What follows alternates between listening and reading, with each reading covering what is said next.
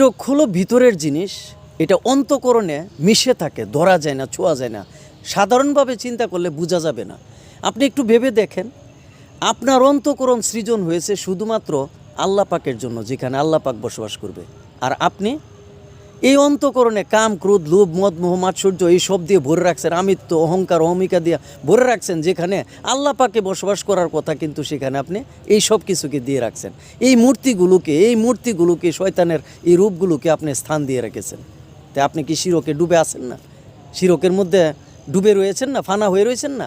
আপনি আমিত্বে ফানা হয়ে আছেন, যেখানে আল্লাহর এশকে ফানা হওয়ার কথা। আপনি এই সমস্ত ছয় রূপ, ছয় মূর্তি, কাম, ক্রোধ, লোভ, মদ, মোহ, মাৎসর্য এইগুলোর পূজা করছেন। এগুলোকে আপনি হৃদ মন্দিরে বসায় আপনি এগুলোর পূজা করছেন, যেখানে আল্লাহকে বসে আল্লাহর আরাধনা করার কথা, কিন্তু আপনি আল্লাহর স্থানে ওইগুলিকে স্থান দিচ্ছেন। এটা কি শিরক না? শিরকে আপনি ডুবে আছেন না? যেই ভালোবাসা শুধুমাত্র আল্লাহর জন্য, আপনি সেই ভালোবাসা দিচ্ছেন বিল্ডিংয়ের, প্রাসাদের, বাড়ির, গাড়ির, ঘর বাড়ি, টাকা পয়সা, দ্বন্দ্বলত এগুলোর মধ্যে। তাই আপনি কি শিরক করছেন না? দেখা যায় না, শিরকে ডুবে আছেন।